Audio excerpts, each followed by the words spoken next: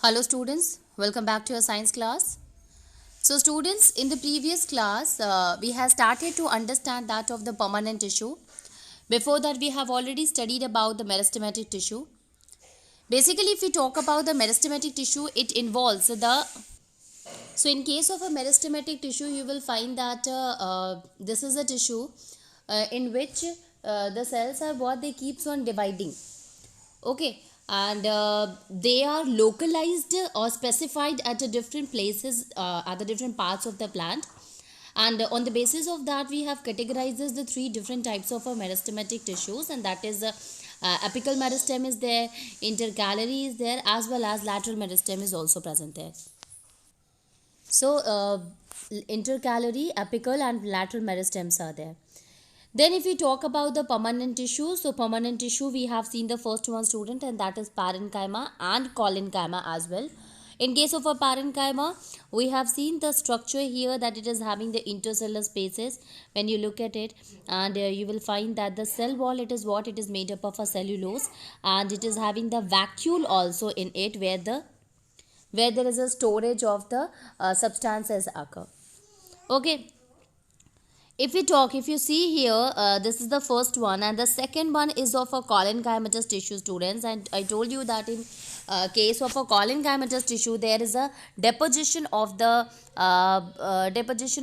pectin at irregular places at the corners of the cell, and it is because of that we can say here that it basically help in giving the flexibility. Okay, and flexibility to that of the plant. And somewhere the wall is what that is thickened also, although there is a vacuole is present, but cell wall is there with pectin is attached with it. So as you can see here in this picture, if you look at the B1, you will see that that is consisting of a pectin deposition. You can see that this is the deposition of the pectin in it. Okay, vacuole is present there, cell wall is there, but the wall is what little bit thick. Nucleus is also present in it. Now when you look at the structure here, then you will find that chloroplast is present in it, nucleus, vacuole, cytoplasm, and even intercellular spaces are present, but the space are really very less. Okay, so this is what in case of the in that of the collenchymatous tissue, students. Okay, now let us move on, and first of all we will going to see that of the sclerenchymatous tissue, and then we will try to understand it. Okay, so in case of a sclerenchymatous tissue, it's also another kind of a permanent tissue, and basically this tissue help in making the plant very hard and stiff. And the reason of the stiffness present in that of the sclerenchymatous tissue, it is because of the deposition of a lignin on it. So cell wall is what it is quite thick. It is not thin as like that of the collenchyma or parenchyma, but quite thick, and because of the lignin deposition. And it is because what happens, see, if the cell wall will be thick, then there will be no exchange of the material will take place, and ultimately the cell will become a dead cell. Similar thing happened in case of a sclerenchymatous tissue. It is the tissue which basically are dead, and the reason is because of the lignin deposition is there on the cell wall. So we can say here that it is a tissue which makes the plant hard and stiff. And even when you look at it, when you look at the husk of the coconut is basically made up of a sclerenchymatous tissue. Okay, so the cells of this tissue are basically dead. They are long, they are narrow, and yes, the walls are thick, and it is because of the lignin. Now see here, what is the lignin? A chemical substance which act as a cement and harden. Basically the substance lignin which is present here, it is responsible for making the wall cemented, and also responsible for the hardness. So this hardness is because of the because of the deposition of lignin. Now see here, it is written here that it acts as a cement. What does that mean? It means it is actually making the cell impermeable. and due to which there is no exchange of the material can take place between the cells. There is no intercellular spaces are present in it. See here it is written that walls are this much thick that there is no internal spaces are present inside it. No internal space is there inside the cell. So obviously if the cell is what it is very thick, there is no intercellular spaces are present between the cell. So there will be no exchange of the material will take place, and obviously this will going to make this the tissue as a dead tissue. The cells present in it is what making the tissue as a dead. Now where this tissue you will find to be present? So basically this tissue is present in stem, around that of the vascular bundle. It is also present in the veins of the leaves and in the hard covering of seeds and nuts. So stems around that of the vascular bundles. You see student, the xylem and that of the phloem also consisting of a sclerenchymatous tissue, and it is because of that it is written that the stems in the stem especially around to that of the vascular bundle. Then it is present in the veins of leaves and in the hard covering of the seeds and nuts. So the seeds and the nuts, the covering is actually of a sclerenchymatous tissue.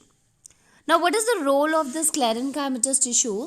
So it basically help in providing strength to the plant part. Yes, because of the thickness only that will going to make it, that will help it to in providing the strength to that of the plant part. Now let us see the kind of a diagram. As you can see here in this picture, the first one that is of a sclerenchymatous tissue. It is a transverse section, and in transverse section you can see here student easily that the small pits are present between that of the pair, but yes, this wall is covered with the very thick structure, and this thickness is because of the presence of a lignin over it. Okay, it is because of the lignin. This is what, this is the longitudinal section also. A very narrow lumen is present, and the thick is the wall is what very thick, and it is because of the deposition of lignin. So lignified thick wall is present in it. Okay, so this is what, this is about that of the sclerenchymatous tissue. So these all are what student, these all are the simple permanent tissue. They are permanent tissue because the cell has differentiated, and now it is not capable of showing the division, and yes, they are going to perform certain other function also now. So on the basis of that we have categorized as the permanent tissue into the. So this is what, this is the all the three simple permanent tissue, which include the parenchyma, collenchyma and sclerenchyma. Now see here student, this picture will help you to understand the thing more clearly. As you can see here in the parenchymatous tissue, the first one, which is the transverse section of the parenchymatous tissue, you will find that here the cells are what, there is a proper intercellular spaces are present between the cell, as well as a proper nucleus is there. The cell wall is really very thin. So yes, by this we can understand that it will be quite easy for the cell to get transfer the material, and obviously there is no such deposition is there. So very thin wall is of the parenchymatous tissue. So it's a kind of a living tissue. Secondly, if you look at the longitudinal section also, so in the longitudinal section also you will find there is a vacuole, proper a thin cell wall is present, cytoplasm and nucleus is also present in it.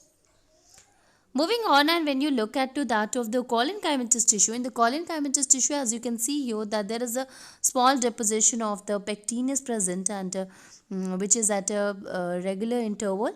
And yes, the wall is a thin only, so the transfer of a material can occur, but yes, the wall is not as thin as like in case of a parenchymatous tissue.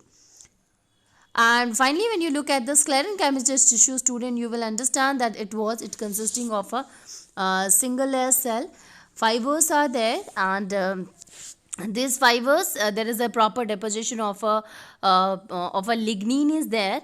and this there is no cytoplasm or a nucleus is present in it, and the reason you can understand by this, that a small lumen is present, the blank space which is actually explaining that it is what, it is a dead cell, since there is no nucleus is present in it, so it is a dead cell, so it will going to help in the giving the mechanical strength and support to that of the parts of the plant.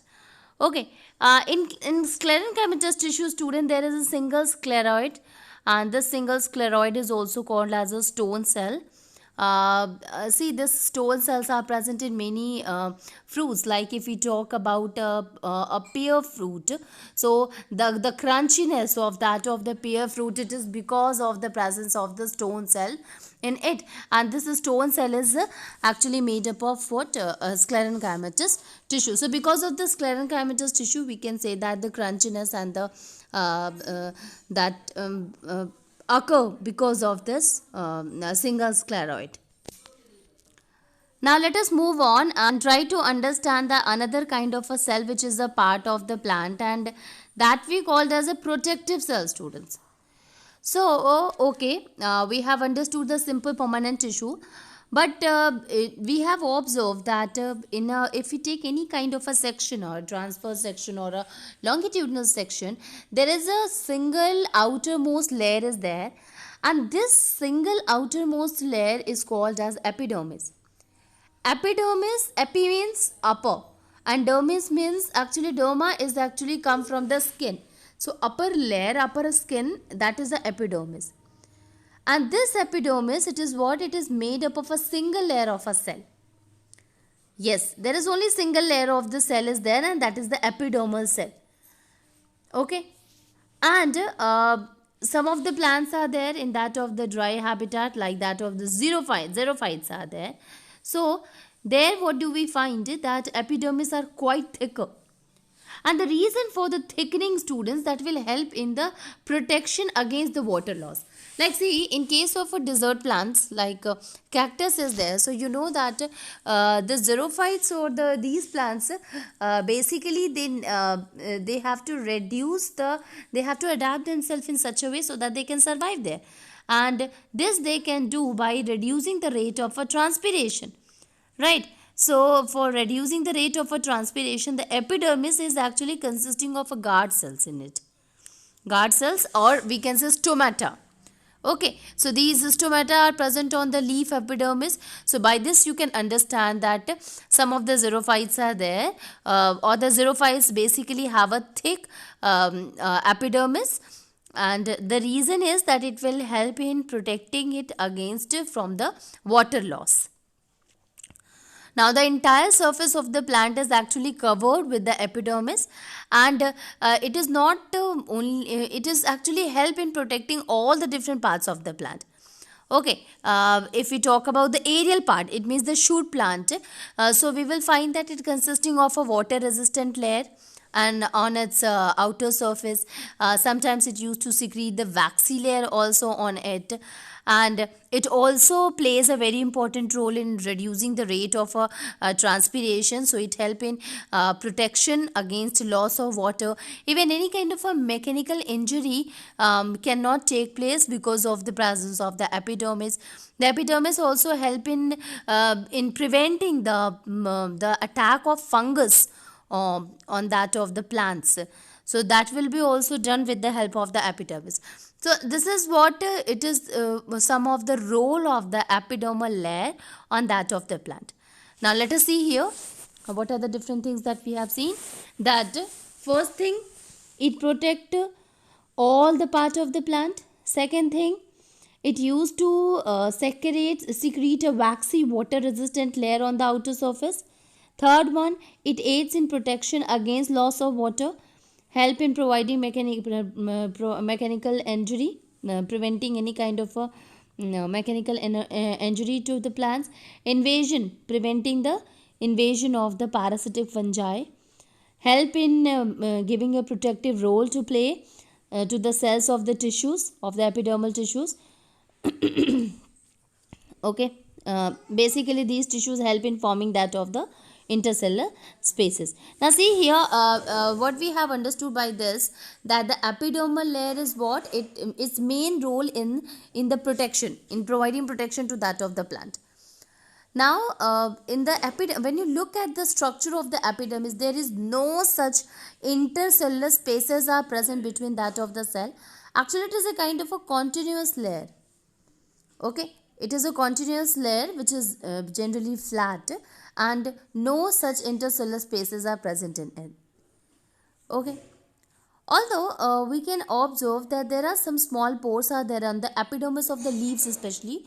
Right now I told you about it, that these pores which is present on the epidermal layer of the leaf is of stomata. Okay, and it is generally present on the leaf, since the process of the exchange of the gases or the water will take place through the leaf itself. So it is the stomata, which are the small pores present on the surface of the leaves. Now when you look at the stomata are what? It is the two kidney shaped cells are there, and which we called as a guard cell, and in between to that there is a hole or a pit is present, which we called as a stoma. Okay, and this stoma is what, where the exchange of the gases or the water will take place. Okay, so by this you see, stomata are what? It is the pores present on the leaves, that is called stomata, and it is enclosed by two kidney shaped cells called as guard cells. Why it is necessary? It is necessary for exchanging gases with the atmosphere, and also the transpiration process also take place through that of the stomata. This is what? This is some of the function of that of the stomata, students. Okay. Now, epidermal cell of the root. This is about that of the leaf. If we talk about the leaf roots, so roots are water. They help in the process of absorption of water, and basically these roots consisting of a long thin hairs which help in increasing the surface area, and obviously that will going to increase the absorptive surface area. So more process of absorption can take place with the help of these root hairs present in it. Okay, some plants are there, like in case of a desert plant, it's quite important to know that it is having a thick waxy coating, and this waxy coating is of cutin. So chemical substances with waterproof quality on its outer surface, that can be done with the help of the cutin. So cutin is present on the epidermal layer of the cactus, epidermal layer of the plants, which is a desert plant, and basically that is having a waterproof quality. So it will help in reducing the process of the transpiration also, or it help in protecting it from any injury. Okay, so waterproof quality is there, so that will not allow the water to get to again or it will prevent the loss of the water from the plant. Now see here, students, if we look at that of the guard cells only, you can see here these are actually the guard cells, and when you look at the structure, you will find that the guard cells are what? The two kidney shaped structure, that is of the guard cell, and in between to that is what? That is stoma. As you can see here, this is the epidermal cell of that of the plant, of the leaf, and in between to that there is a stomata is present, which is the responsible for the exchange of the gases to take place. This is what, student? This is the stomata. As you can see, this is a pore. This is the pore of the stomata, which we called as a stoma, and the opening and closing, in between to that you will find the guard cells are there. Actually, the opening and closing of this stoma is take place with the help of the guard cells. So when the guard cells has expanded, then the stoma, there is a formation of a hole now, a pore now, and because of that the exchange of the material can take place easily through it. So that time we will say that the stoma is what it is open, so now the exchange of material can take place.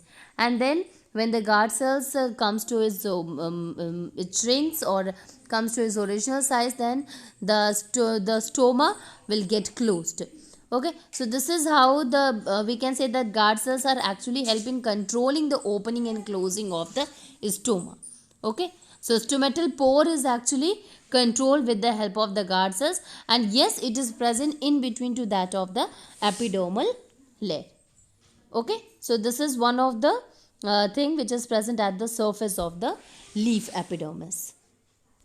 Now see here student, this is a one of the section of that of the epidermis, and when you look at it, the outer surface is actually made up of a cuticle.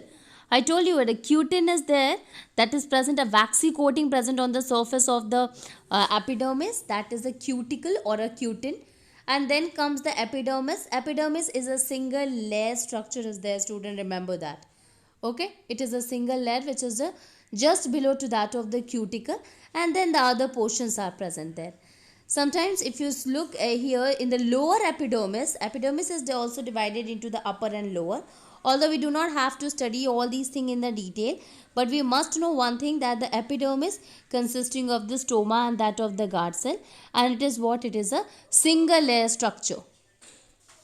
So here the lower epidermis, as you can see, the stoma and the guard cell are present in the lower epidermis. So two epidermal layer are present in it, and these two epidermal layer is what it is basically helping giving protection to it. Okay, so this is one of the transverse section of that of the leaf. So one of the protective tissue is that of the epidermal layer. Now if we moving on, and we will see here that what happened when the plant it grows older, then the outer protective tissue it undergoes some kind of a changes, and a strip of a second meristems it will be replaced by the epidermis of the stem. Actually what happened, the cells of the epidermal layer it get older and older, and due to which there is a formation of a several layer of the of the that of a epidermis, and actually this several layer of a dead cells make a thick cork or the bark of the tree. Okay, so cells are outside and a several layer of a thick cork or the bark of the tree is formed. Basically, so outer layer it is what get thicker and thicker because of the formation of a continuous layer of a dead cell, and which we called as a bark of the tree. Now one of the protective tissue is that of the epidermis, and the second protective tissue is what, it is a cork or a bark of the tree. Now the cells of that of the cork is what, again I am telling you, it is what, it is dead, and they are what, they are compactly arranged, and again there is no intercellular spaces are present in it. There is a chemical which we called as a suberin is present in the wall, and because of the presence of the suberin it will going to make the layer very impervious to the gases and the water. What is the meaning of this, that a chemical substance suberin makes the wall impervious to gases and the water? It means it actually a kind of a layer which do not allow the gases and the water to pass through it. Okay, so impervious to gases means what, the layer is actually impervious, it means it do not allow the gases and water to pass through it. Okay, so this is what, this is also another kind of a protective tissue student, and which we called as the cork or that of the bark. Now see here, this is a picture of a cork cell and a ruptured epidermis. Yes, see what will happen if there will be no cork cell, okay, or a bark will be there on the tree. So at that time the epidermis it will get ruptured, and there will be more chances of the fungus to attack to that of the tree. Okay, so in order to prevent that, a bark or a cork cell is present in it. Okay, so according to by this we can say one thing, that okay, epidermal layer is there which help in providing protective tissue, as it is the upper surface of that of the plant cell, and cork or the bark of the tree is also there, which makes the gases or the chemicals do not pass through each other, and it is, yes, because of the presence of the suberin on it, as well as it will help in preventing the any kind of a parasitic attack of the fungi. Okay, so these are the two protective tissues present in that of the plant cell.